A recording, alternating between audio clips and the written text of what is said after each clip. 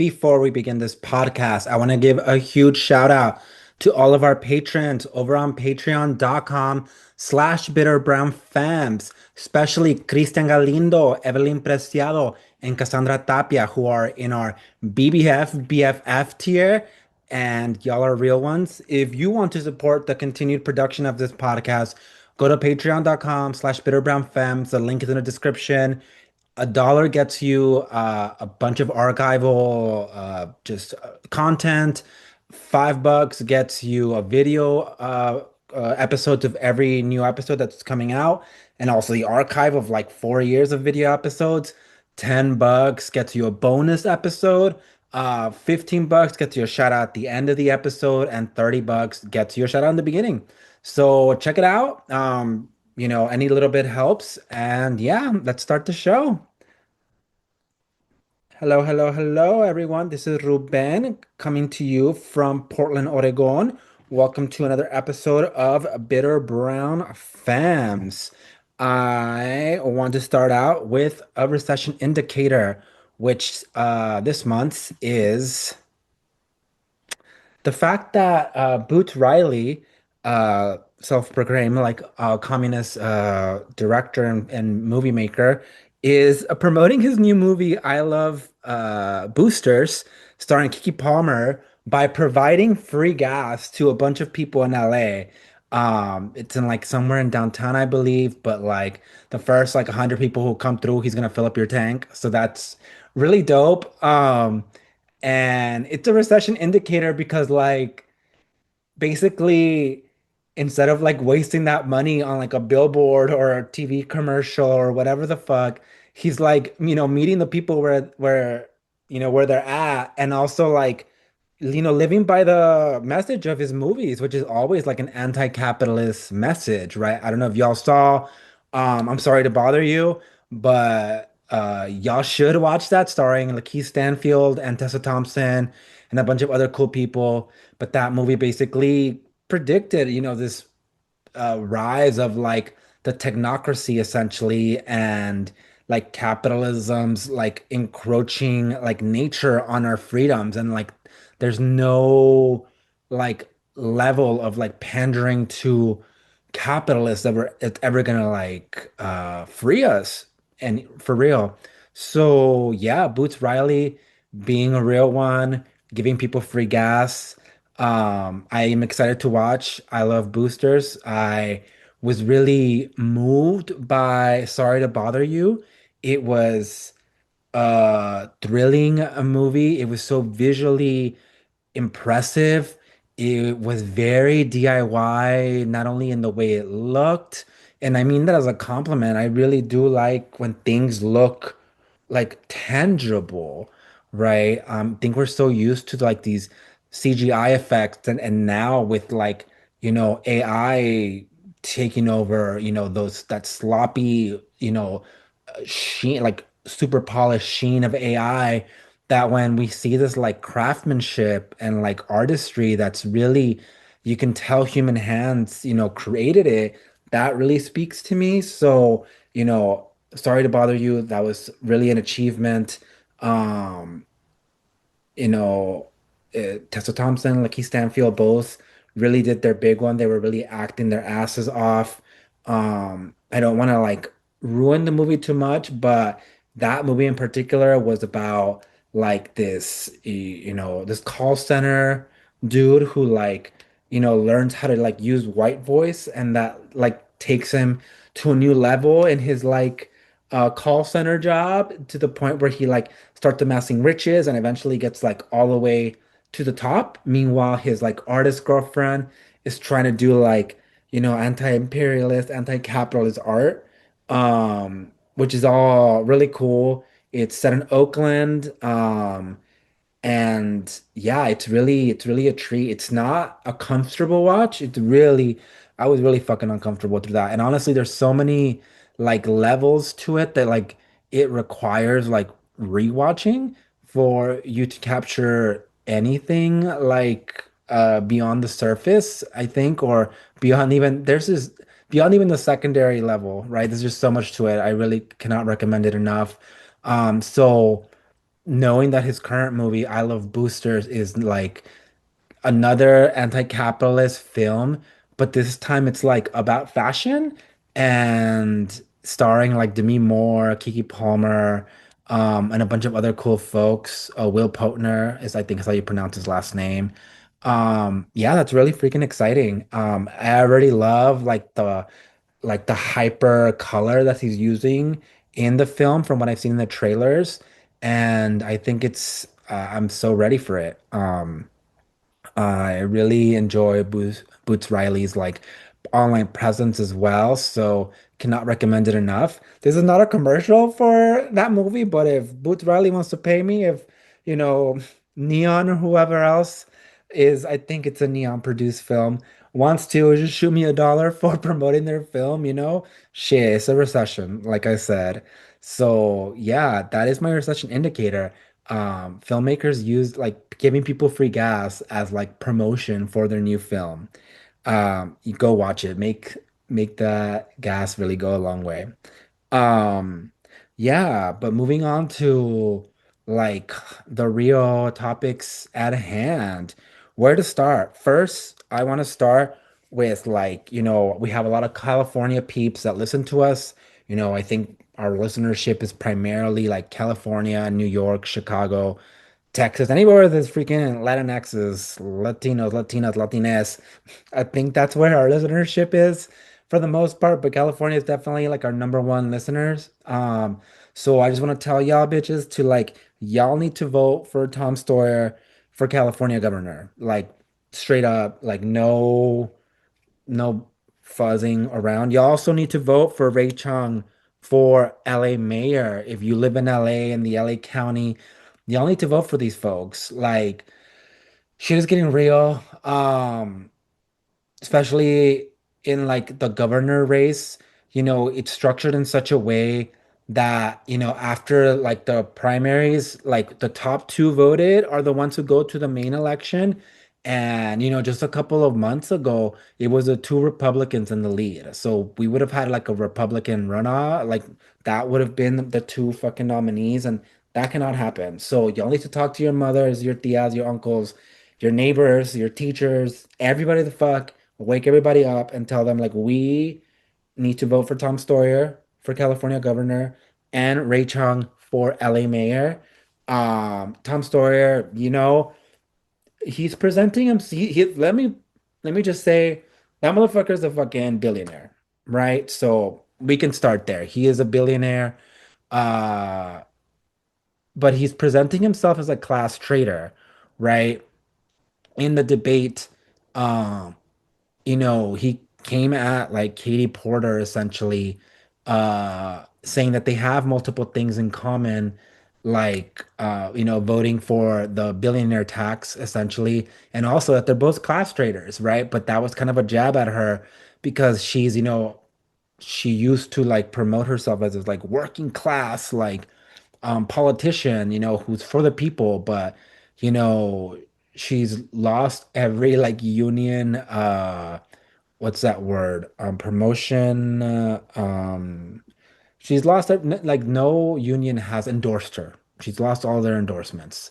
Whereas Tom Steyer, who is presenting himself as someone that's for the people, that is, he said shit like this billionaire tax is not going far enough because it's also like a one-time thing.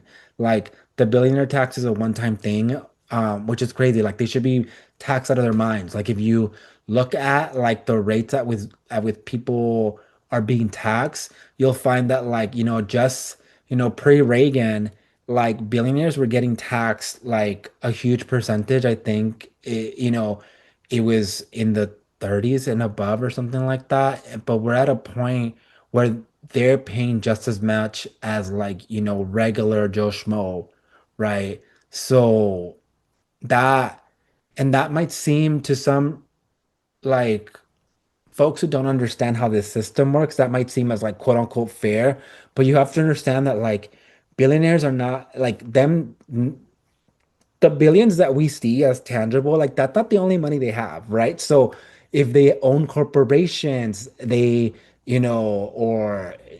own a bunch of properties or shit like that, those things like have value, right? That technically doesn't add to their own self, their own bank account, but it's still worth millions of, if not, billions of dollars. Um, and that's they get tax cutoffs on that, right? Because supposedly they're like providing jobs, right? Meanwhile, like the people that they're employing are like underpaid. They're, a lot of them like Amazon workers can't even like afford like a living wage and have to rely on SNAP benefits and Medi-Cal, Medicare to take care of them. Where that should be like first of all, we should have universal health care. But because they like pay them so little or underemploy them, the way the system is set up, which is to say that like your employer is supposed to provide your health care if you're full time, by underemploying a bunch of people, they not only get tax write-offs from like quote unquote providing jobs, but also they're putting the burden of them underpaying these people or underemploying people onto the taxpayers, like the actual taxpayers. So like, yeah, they're not getting taxed enough. And the amount that they get taxed has dropped, in the last 2026, if all 50 years or so. So that needs to fucking change. Um, and Tom Sawyer's apparently for it. So vote for him for California governor. Excited that fucking Gavin Newsom is exiting the stage because she wants to run for president supposedly, but hopefully it doesn't work out for him either. Like, we need an actual fucking leftist in office or someone who's more progressive. At this point, I'm willing to fucking accept AOC, even though, I've had all the smoke for her for the last how many years she's been in the public eye. But if that's who's going to be the most progressive, then we need to go with that. I'm just saying that, like, this far ahead of time. I know that, we can't, promise our vote to the Democratic Party or whatever, but I'm saying, like, if we got to move shit for somebody and she's one of the only viable candidates, and that's who we have to move for leading up to 2028, right? Um, because Gavin Newsom is just possibly like a worse Joe Biden with more charisma. And it's funny because I recently um just finished the book Deep House, like the gayest love story ever told, which like chronicles like the writer and his partner's like road to marriage essentially over like a 20-year period, 20 plus year period, almost 30 years. Um and there's like a whole chapter. Mind you, this is like written before like Gavin Newsom publicly like staked his flag in the presidential race, in the last year or so.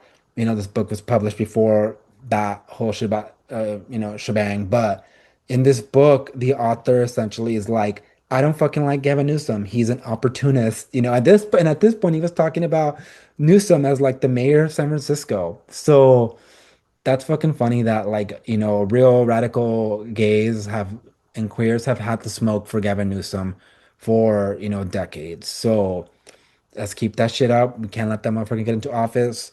But we do need to get Tom Steyer into office. We need to get Rae Chung into office. She is like the most progressive option for LA mayor. Do not let these other fucking candidates for LA mayor fool you. Uh, you know, Karen Bass has been a fucking plague on LA. Um, I think a lot of us had hope for her, especially considering who her fucking opponent was. And she has done nothing but let LA down, right? Overfunding police, defunding fire fucking departments, other fucking LA necessities, you know, putting so much fucking money into supporting the World Cup and the Olympics as if those are gonna do anything for LA in the long term, right? Meanwhile, like homeless rates are going up, fucking all across the country, but in the West Coast and LA specifically. Um, and she's just ill-equipped to really deal with this city, and her track record proves this already. Whereas, Raman, she was initially, during when she ran previously, she presented herself as this like progressive, right? That even got the DSA endorsement initially during her run, but has backtracked on things like defunding the police, which is like a bare minimum, right? That LA folks wanted. Backtracked on that, refuses to call, Israel's attacks on Palestine a genocide, shit like that. And even more despicable is that both Mayor Base and council member Rahman have dropped out of the televised LA mayor debate that was set to take place soon, and out of nowhere. And that was mainly because, and so it's canceled because those two are like some of the leads. Now the LA mayor debate is just like overall canceled in the lead up to the fucking primary. And like this can fuck us over on multiple levels, but like, base level, the Republicans were ahead. So without like shaming the Republicans more, making them look stupider again in television, on television, like they have the chance with all their funding to really fucking take this. So A, they're potentially fucking us over as a whole, like LA. And B, they're like avoiding debating uh the mayoral candidate Rae Chung because they don't want to like debate her platform. Rae Chung is one of the most progressive people that LA has seen running for mayor in recent times. She has a DSA endorsement. She has a plan for working people, for young people. One of the most cool things that I've seen any politician ever talk about is how she wants to like revitalize nightlife, which is like such like, growing up, like the nightlife was what gave me hope, as a queer kid who couldn't be out, in his, in a homophobic Mexican community in East LA, like being able to like honestly sneak out and go to the gay club or even just walk around WeHo at night. Um, that was so important to me. And not only that, it provides jobs, right? LA growing up was a city that never slept, not like New York that is like, not crazy like that, but like, there was always people moving, there was always something to do, always somewhere to go, something to see. And like that's just not super the case anymore, right? So many businesses just can't sustain themselves in the current economy. And a big part of that is just, of course, like rising cost of everything, but also like people's, underemployment or unemployment rates and just like in the youth like not being able to recover after COVID and the shutdown and the way that that affected people's social skills. But if we made nightlife appealing once again through like public transportation being able to run until 4 a.m. so people get home after the clubs so they don't have to like lift, which is expensive, or drunk drive, which is dangerous, right? They can take the bus or the train home after the club and shit like that. Like that's wonderful. Like I remember restaurants used to be open all the fucking day and used to be full of people, and that's where you had like the afters and shit sometimes in the parking lot. Like that is something that like didn't even like it's something that I wanted in my heart, but I never like heard a politician say like we need to revitalize this. And like that's just one selfish example I'm talking about for, candidate Rae Chung. But she's mentioned revitalization of other things throughout LA that she really places her at the furthest left of any other mayoral candidate. So once again, if you're in LA, vote for Rae Chung. If you're in California, vote for Tom Steyer. And everybody all over the freaking nation, vote to get these fucking data centers the fuck out of here, out of every one of our communities. They are running up our bills, right? They are they're polluting our light. They are dumping as much pollution into the environment as multiple nuclear bombs. In the latest research reports that have come out, there's some data centers that have dropped as much waste on the environment as 26 nuclear fucking bombs in their time being there. That is fucking crazy. Um, they're polluting people's water. They're noise polluting. They're not letting people sleep. And all this is happening primarily in like underserved communities and marginalized communities all over the nation. And who does this fucking center serve? They serve the fucking billionaire technocracy Epstein class. And that's who we should be calling all these fucking billionaires, like the fucking Epstein class, the technocrats, like, because that's what they are. That's what they're fucking building their billions towards. Um, that and enslaving us all, but that's like a more of a that's a longer story. But basically, everything's getting expensive. People are becoming homeless because they can't afford to live day-to-day life. Homelessness is being criminalized. Criminals are put into jail and being imprisoned in California. I mean, in the nation, being in prison in the United States is a way to get free labor for corporations. So, A plus B equals slavery eventually. So vote these fucking data centers out of our spaces, out of our fucking communities. With these primaries coming up with the midterm elections not too far away, we need to get shit on the ballot and get vote the right people in and vote the wrong people out. Like, and all these fucking data centers are out of our fucking communities.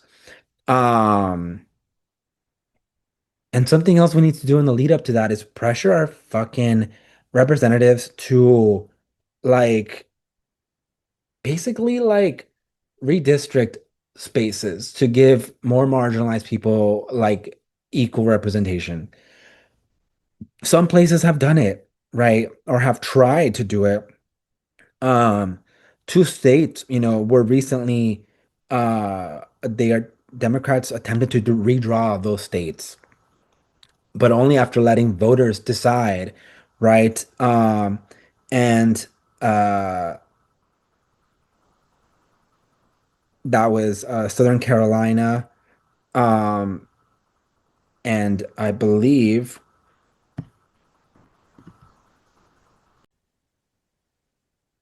and Louisiana, right? They were trying to redistrict according to their populations and you know, approach it in a fair way, but then Supreme Justices, so Supreme Court of the United States, overturned them, right? Particularly Louisiana, um, basically weakening, and in the process, like weakening the Voting Rights Act, which, allowed for marginalized communities, particularly people of color, to get equal representation and to make voting accessible, to make their votes matter. Um, and in the process, this fucking Supreme Court weakened the Voting Rights Act, leading Justice Kagan in her dissent to write that, this Supreme Court decision essentially weakens the Voting Rights Act to nothing but like a letter, like, which is like crazy. All this, meanwhile, uh, Justice Samuel Alito couldn't couldn't fake data in his ruling that gutted the Voting Rights Act, right? So the information that presented to like strike down like the Louisiana's attempt to redistrict in accordance to their population, like that decision was based on faulty data. So like that should have voided this entire fucking decision.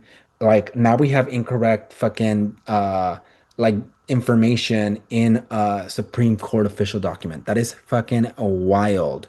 Uh Meanwhile, Republicans have so far redrawn 6 states without a single vote from the public. And there's no like Supreme Court pushback against that. So people need to wake the fuck up about like how they're trying to steal the midterm election, which like Trump has already said publicly, if the Republicans lose the midterm election, you know, hell's gonna rain down on Republicans.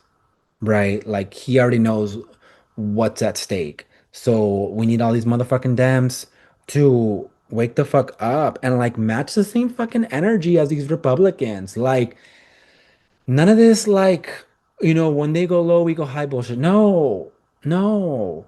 Just fucking Trump that shit. Like fucking sign, gerrymander the shit out of California to make all districts blue. Like, fight the way that they are fighting. Like, enough of this. Like, I know we want to be supposedly like, the highbrow party or whatever, but at this point, like, we are beyond that. Like, that cannot be, you can't, like, that's us bringing a fucking pencil to a gunfight. Like, if Dents want to be taken seriously, they need to fight back. They need to show their constituents that they are fighting with their best interests in mind. Because right now, like, shit is bleak, right? We have uh Representative, Representative Justin Pearson, for example, of Mississippi, who was blocked from the sergeant of by the sergeant of arms from entering a committee meeting about redrawing the map, right? The voting map, specifically in the district he represents. So a representative was blocked from giving his input about redrawing his district that he was voted to represent. This only like weeks after KKK robes and hoods and other paraphernalia were found at the Mississippi Department of Public Safety. Just like ready for these fucking politicians and government workers to just like, get out of fucking work and go to the little meeting. Like, this shit is live, motherfuckers. We need to wake the fuck up. Like, holy shit. Then we have in Louisiana, they're trying to gerrymander Louisiana against black people, right? Taking away like one of the two primarily like black voting blocks that they have there. Um, this is wild. And it goes on and on. Southern Carolina also um gerrymandering and blocking progressive redistricting measures, even when voted by the people of Southern California, right? This is insane. Like, they are showing you that they're gonna steal this fucking election.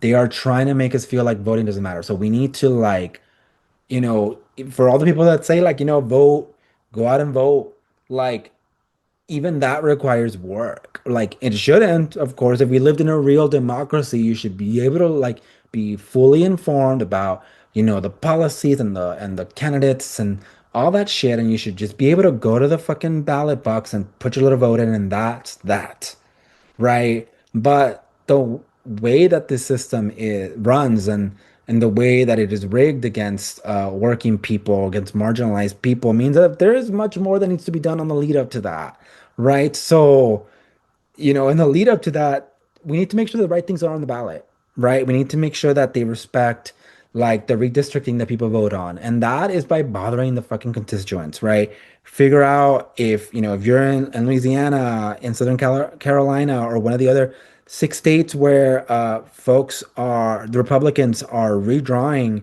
the voting map without public input, like, we need to get out there. And I know that that takes a lot of work. Shit, we already saw the way, going back to data centers that, for example, when in some places politicians are voting to fund or install data centers despite public outcry against them, we see that these representatives don't want to listen to its people. So we need to make them feel our wrath. We need to make them understand that, like, all right, you don't listen to us bitches, then you're not gonna get a second term. And everybody needs to get lit up. Like, this is a time to like call in your fucking Republican family members and like wake them up to the moment, right? They might just be voting along party lines without being informed about what it is and who they are voting for. And it's time that you try to wake them the fuck up. Like, that is another tactic that we can have here. Um, so yeah, all that is what is happening. Some of the things that matter right now. And I know this seems like a very special like voting episode, but like, that this pod has never just been about voting. I will admit that I've always been like the kind of person that has said, vote local, uh, as opposed to, our other co-host, who's not here, Cassandra, who is, a little more anti-voting than I am. So I'm not trying to like water that down at all. I don't want to give this false hope that voting is the end all be all or that, you know, not trying to abandon that at all. I am just trying to wake you up to what we're up against in the moment, what can be done through this method that, liberals and, more mild-mannered people believe is the right way to go about enacting change. Um, I'm telling you what's at stake. I am focused primarily on California because that is where I'm from. That is, you know, the shit that I know best. But, you know, nationwide too, all these redistricting stuff, that also matters. Look to I mean, another thing too, unfortunately, I'm gonna say, and it's not gonna, make some folks happy, but look at who the DSA is like supporting for once. Like, we're in a moment where we're just, yeah, we gotta make friends. We gotta make nice with everybody on the left, no matter, left of liberal. We gotta make nice. So look at who the DSA is voting, who they're endorsing. Uh, look at who that candidate is, if they have a shot, or if they're close. Mandani was like, a long shot candidate, and look at what the great things he's done and how far, just a little a little motion around him, how far that went. That can still happen with other candidates, right? It's happening in Maine, where that vet, beat that other candidate who had been there for a minute. Uh, and it will happen again throughout the states. We just need to keep hustling. We need to get informed. We need to inform others. And yeah, looking at who the DSA endorses is a good start. They have, labor in mind. They have Palestine in mind. They have immigrant rights in mind when endorsing people. And I think those are good starts. Those are good unifiers right now. Um, so wherever you're at, you know, if you need a quick voting card, I think they're a good place to start. Again, this is not endorsing the DSA. This is not a message endorsed by the DSA. They got their issues. I've had their issues with them. Like, as someone who previously tried to get affiliated, with them but didn't vibe, I got my issues too, bitch. But, we are in dire times and we need to make allies where we can make allies. And this is one of those moments, in the next few years, unfortunately, where we gotta make allies, bitch.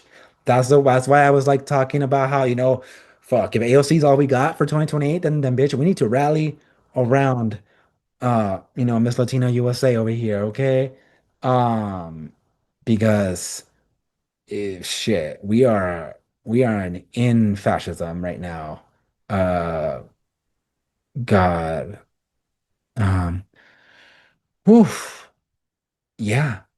And I'm trying to stay hopeful through the situation. Even though I, you know, live in the West Coast, like I still feel like the claws of like fascism like inching their way closer, like even just like on a social level. Like I do feel like white people are getting a little more brave in their racism, in their isms. The R word is fucking back in vogue, apparently. The R slur. Um, so yeah, like people are getting braver around their hatred, and that is, and specifically their racism, homophobia, transphobia, xenophobia, nationalism, and that's all because we're in the fucking throes of fascism. So yeah, I mean, we gotta maintain hope, and this is just one way that we can maintain hope, but pair it with action. And with that said, I'm gonna get now to the things that have made me less bitter. And honestly, I'm just like looking at like how much like cool like feminine art is being made right now. on like a big pop culture level. We have just one example is, the Anne Hathaway Renaissance of 2026. She just released like two movies in one weekend, which I saw both in theaters, Mother Mary and Devil Wears Prada 2, which were both excellent, honestly. Devil Wears Prada 2, I had like low expectations. I thought I was gonna be just in for a good time. I thought it was gonna be like Sex and the City 2, where it's just like hee hee ha ha, we're gonna wear cool outfits and like say like little gay quips and move on. But no, it was like a movie with like a real criticism of AI, of billionaires, of the billionaire class, um, of had a point of view about the state of journalism, about the state of fashion in the grand scheme of things, of the merit of art, the importance of beauty. Um, that was something I honestly didn't really expect, and I was really taken aback and really appreciative for everybody who was involved in its creation, that could have made an easy buck with anything they put out around that really beloved movie. Devil Wears Prada 2 was really a gay awakening for a lot of us, in some ways, or if not, like our awakening to like fabulosity. Um, and Yet they chose to make like a real piece of art that is gonna speak to its moment in a way that the first movie did as well. So that was fantastic. I saw Mother Mary, which is a very original film, incredible soundtrack. Anne Hathaway and Michaela Cole were acting their fucking pants off. Anne Hathaway being an absolute fucking diva. Like she was so pop star shaped and convincing and just really embodied this like, Madonna, Lady Gaga, you know, really drinks her own Kool-Aid type of pop star. And I really enjoyed that. And Michaela Cole just had like this like quiet, like resentment,